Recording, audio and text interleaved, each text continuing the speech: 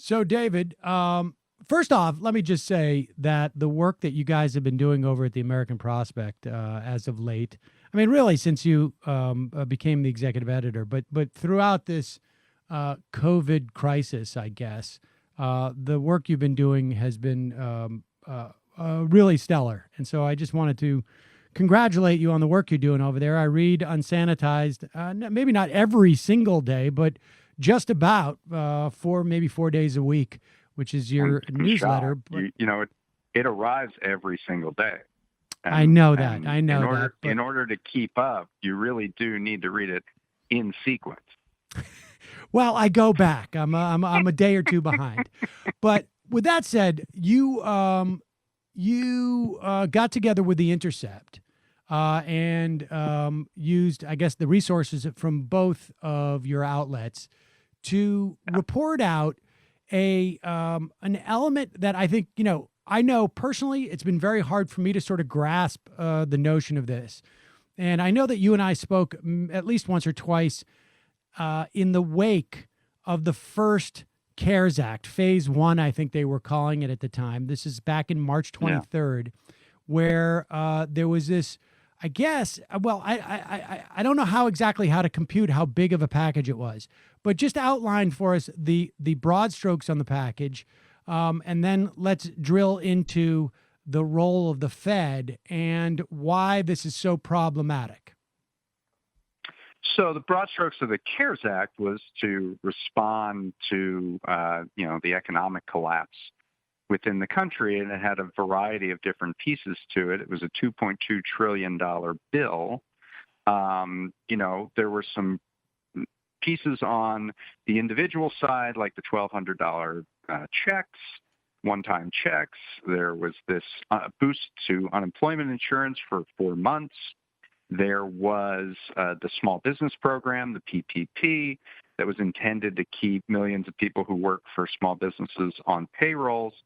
And then there was this other part, and it was about 1/4 of the bill was devoted to an appropriation to the Treasury Department, who would then give it to the Federal Reserve as sort of it's almost like they were creating a big bank.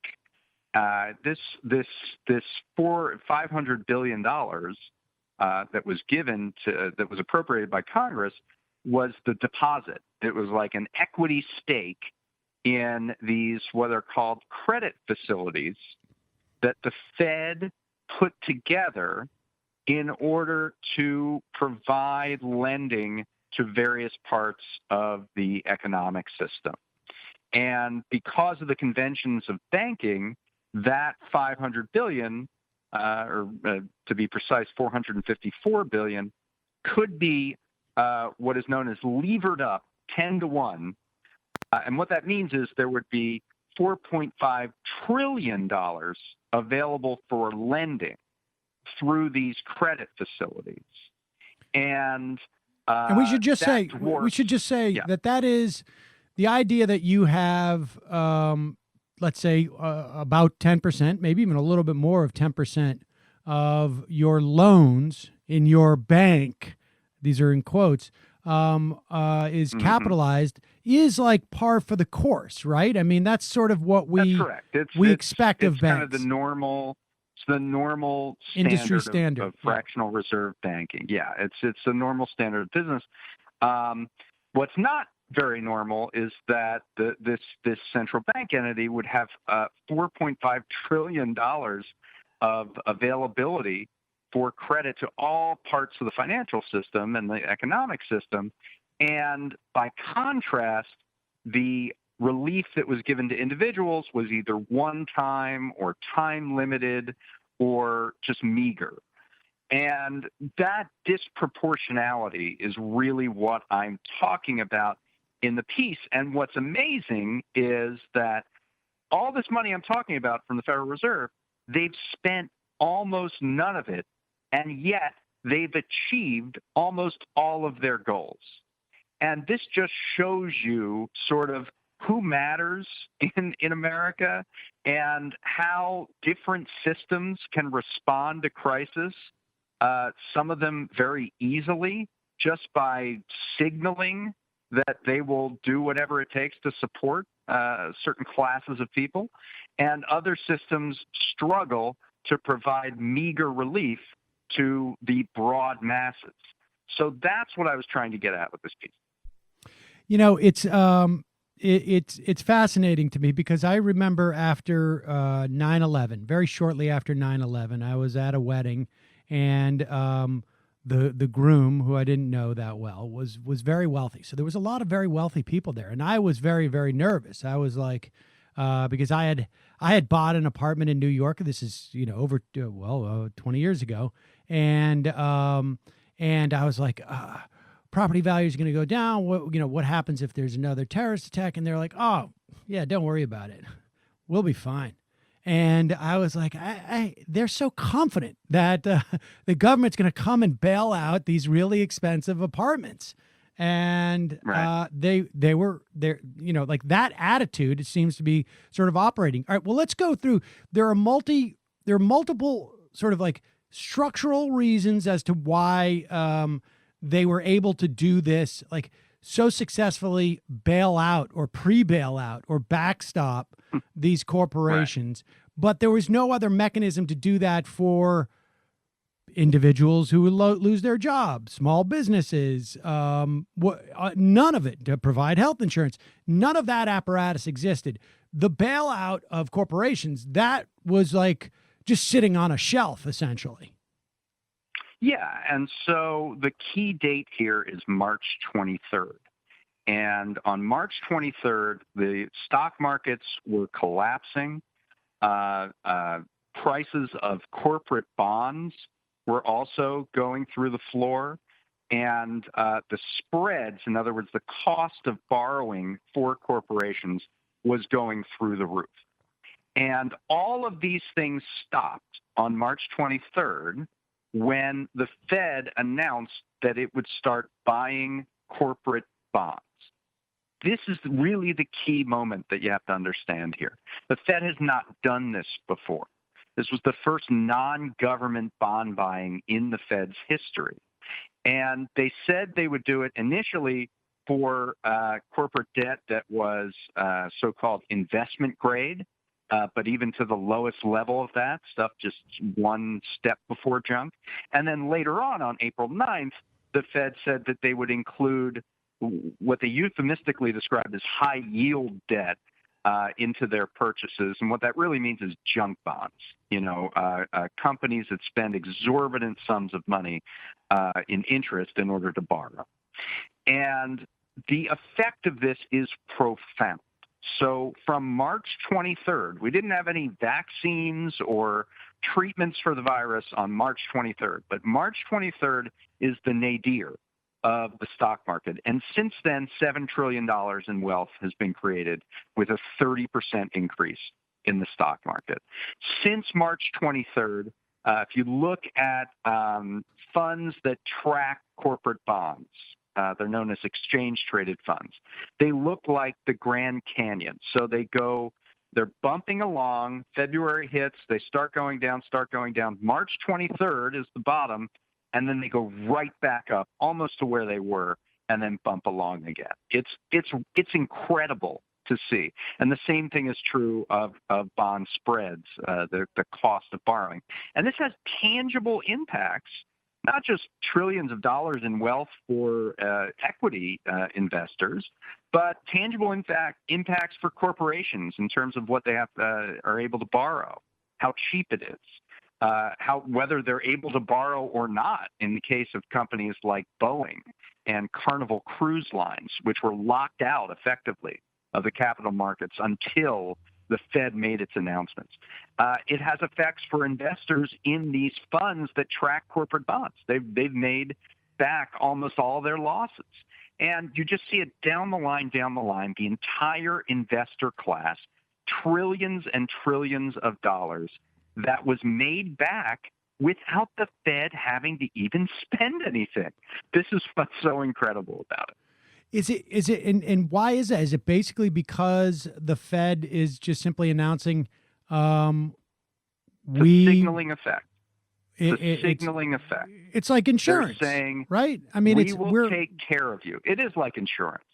They're saying, look, we have, initially they made the announcement without having the money. And then the Congress backed it up and said, yes, not only is the Fed promising to do whatever it takes, but we're going to give them the funds and the support to make sure that they have everything at their disposal to do whatever it takes. And as soon as that happened, investors were satisfied and calmed that they would be taken care of. And it was like this giant exhale on Wall Street as soon as that happened. And so it's just the signaling effect. And we don't have that anywhere else within society, really. I mean, we don't have you can't have the unemployment system just say, don't worry, we'll take care of everything, and then people can go out and spend money because they assume they're going to get it later. That doesn't happen. So it's a profound disproportionality between what the Fed can do and what the rest of the system can do. And so that we can sort of like really start to understand this conceptually, it would be as if, let's say, some entity, U.S. government, the Fed, said, hey, if you can prove that you're unemployed when you walk into a store, all you got to do is say, I'm unemployed. The Fed has me on this. And that store will give you credit and let you say, okay, go shopping. The Fed is backstopping you. We'll give you credit. And that's basically what's going on some level. That is what's going on. And let's be clear that this is the Fed's role. This is they're a lender of last resort in a time of crisis. And in general, there's nothing wrong with that. Although I do have some problems with how the Fed has conducted itself throughout this process, which we can talk about. The real problem here is Congress. So Congress has essentially outsourced its crisis fighting responsibilities to the Federal Reserve, which has very particular ways of assisting the economic system, mediating it through big banks and big corporations. Smaller corporations, mid-sized companies, they do not get the same level of support just because they inherently don't have access to the same kind of capital markets and corporate bond markets that large corporations have. Congress could have set up a different scenario for this instead of saying the Fed's going to take care of all the corporations and we're going to give them monumental amounts of support and everybody else is going to have to survive and subsist on temporary relief. That was a choice. That was a policy choice that Congress made, and they could have made a different choice. And this is really on them to because Congress is essentially abdicating its responsibility to be a force within the economic system to resolve this crisis, and giving it to an entity that is inherently constrained and biased, really, in who it supports. So they basically outsource the rescue of everybody to an entity that could only rescue part of the society. Essentially, it's like basically saying to the the firefighters who go in boats. Go and put out all the fires. Well, they're going to put out all the fires of the people in the boats, but when it comes to the people on the land, they don't have any ability to do so. That's not what their boats are built for. And Congress is acting as if that's all that needs to be done. Because that's right. Go ahead. This week there was a moment on CNBC where Andrew Ross Sorkin, who I've never been a particular fan of per se, was having an argument with his co-host on the CNBC show, Joe Kernan, about how they still Sorkin still doesn't understand how the stock market has not cratered when you have literally tens of millions of people unemployed, and this is basically why, because they are completely untethered from what we normally consider to be the real economy because they have this sort of spigot behind them that they can just turn around and drink from at any time. And the Fed acting as lenders in this scenario, saying, we're just going to provide you with liquidity. We're going to unclog the system. We're going to unclog the markets and let capitalism work its will. That didn't have to be the end of the story. The Congress could have put in restrictions or forced the Fed to put in restrictions that said, well, you're going to lend to companies that are actually going to protect and save their workers. Right. Or you're going to, instead of facilitating markets in a way that doesn't do that. The perfect example is Boeing. So Boeing was, locked out of capital markets until March 23rd. They end up getting $25 billion in lending. And they had enough bids at the bond auction, they could have got $70 billion. And they turned right around and on Wednesday cut 12,000 jobs. Now, did that have to be the way in which the system was saved and rescued so that 12,000 people lost their jobs? Couldn't it have been done in such a way that instead of unclogging private markets and allowing them to continue, the U.S. taxpayer got a share, a stake in Boeing and ensured that the workers would be taken care of? Isn't that a better way in the middle of a pandemic that has created historic levels of unemployment to operate? The Fed doesn't think in that direction. It just doesn't orient itself that way. It actually eliminated any protections on workers in its corporate bond credit facility. And so what we end up getting is relief for corporations, which largely flows to investors and executives without workers having to share in that benefit. And that's just a fundamental problem. And really, at the end of the day, this is Congress's failure to. So, all right. So let me ask you this. And I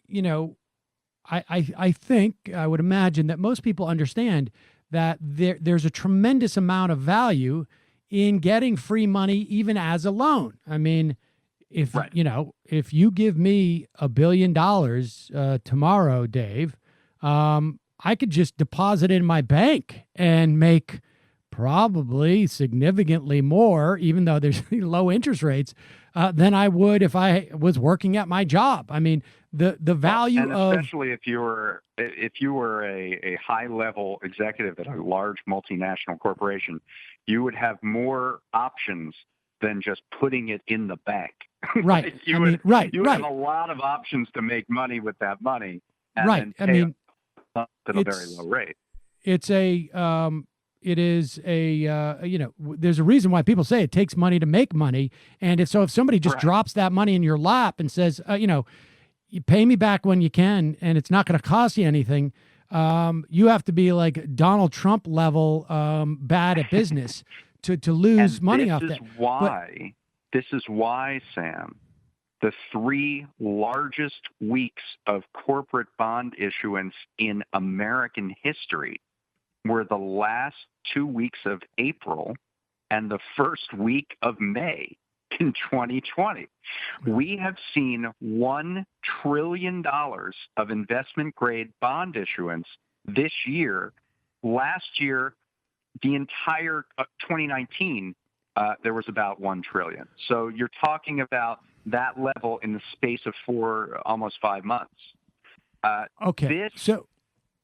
Well, let me ask you this. This is actually creating, in some ways, the financial crisis that the Fed is designed to prevent, and it says that they are acting to prevent. Okay, so and I can explain that. Yes, explain that, because basically what we're having is all these companies are leveraging this money. They've got free money. They're basically taking it to Vegas because they're like, it's free money, and I'm playing with the house money. And they're just starting to make these crazy bets. So we have more money flowing into this corporate bond market that even before the pandemic observers were saying was over-leveraged and too much money was flowing into too many risky companies. Now, there's a difference between a liquidity crisis and an insolvency crisis, right? So liquidity crisis means we just need money to get by and lend, and we'll figure out how to make money off it, and we'll move on. An insolvency crisis, where you have companies like Carnival that literally can't make money right now. If you're just lending into that, you're creating a situation where investors are going to put that money at risk, and eventually, somewhere down the line, they might have to pay the piper, or else the Fed is going to have a much bigger problem on its hands. So this is the problem with this whole strategy. Work. Right. Well, this is the problem with this whole strategy, because it's predicated on the idea. I mean, it seems to me that this is a 2-month event or something, as opposed to like, okay, Carnival Cruises shuts down for 2 months. Well, we're giving them a ton of cash. I don't know if it's Carnival Cruises per se, but whatever company it is, they're shutting down for a couple of months, or there's no demand for a couple of months. We're going to give them this float for a long time. We're going to give them a big chunk of money for free. They'll be able to go out. They'll be able to make bets. Everybody will trust them. But at one point, somebody says like, hey, that bet you made hasn't paid off, and now you got to pay me. And they have no way of paying back that loan. As it was explained to me, loans don't replace income. I mean, if you don't have any income, you're not going to be around. So what the Fed has done in a perverse way is just sort of induce more loans in a situation where many companies aren't going to have the income to ever pay them off. And so, as one person put it to me, this is like August 2007, not September 2009. In other words, in September 2009, the Fed jumped in and the crisis was over from a financial crisis standpoint, and investors were safe. In August 2007, the Fed tried to act, but it turned out a lot of these investment banks were insolvent, and you had to go through a wrenching crisis because that lasted, years after the August, the attempts to fix it early on.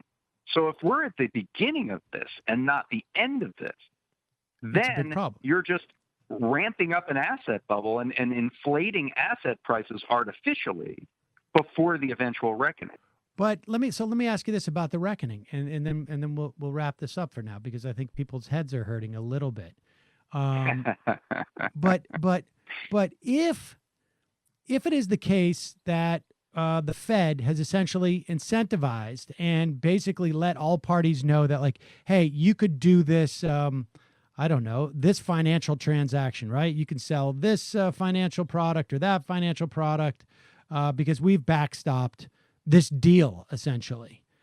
And there's no revenue. Company A that borrowed the money or sold its bonds or whatever, they can't pay them off. Does the Fed step in and just say, like, okay, here's, we're covering it? And I mean, is that a problem? Can't they just do it by like, oh, all we got to do is go into our computer, Control Alt Delete, and boom, done. In theory, they can, but I think the problem is there's kind of a debate among economists on the left as to whether they will. And I mean, what did we see in 2009? They were willing to do that transaction that you were talking about until they hit Lehman Brothers, and they said, well, no, we can't do that. We couldn't find a borrower, and we're not going to do it. And that caused almost a complete seize up of the entire financial system. So that's the sort of threshold question. And the Fed is saying right now we're going to do whatever it takes. But the amount of money that investors have already put on the line, essentially how much through stock markets and through bond markets has been increased as a result of the Fed's announcement, is already much more than the $4.5 trillion that they have in their arsenal, right? So there's still a gap there of trillions and trillions of dollars, even if the Fed empties its money cannon. Are they going to be able to go back to Congress and have Congress say, okay, we'll reload it? Because there is, even though there are gimmicks and sort of accounting gimmicks by which the Fed could certainly spend to its heart's content, in general, I think part because of their legitimacy, the Fed sort of sees these credit facilities as they can't take the losses themselves. And so that's why they need the Treasury Department's money to absorb any losses. Some of this is sort of fictional, to be honest, but it's the way the Fed sort of sees itself. So that makes it important, right? Well, which means that there is a limit. There's a live by the sword, die by the sword element to this, right? I mean, if people are just like have the confidence that the Fed will do whatever it takes, then they go out and make all these bets. But the Fed also has to provide that confidence to people, has to have some type of legitimacy, like they're operating with some set of rules. Otherwise, it wouldn't work in the first place. David Dayen. And yeah. Well, go ahead. Last word. Well, I was just going to say, as somebody told me here, like if you told a family you can get a credit card at 18% interest, but if anything goes wrong, we'll let you have a credit card at 3% interest, then that family would spend a lot of money, right? And at some point that hits a wall, and that's the fear, is that this is not going to be enough, and the Fed isn't going to be able to handle the burden of the entire economy on its back. Fiscal policy at some point is going to have to step in and say, we actually need to help the entire broad economy, not just capital owners. And that is going to require Congress, and who knows? David Dayen, folks should head over to prospect.org. You can read David's piece and others that are there. Like I say, really an invaluable resource before this crisis, but certainly during it. David Dayen, thanks so much for your time today. I really appreciate it.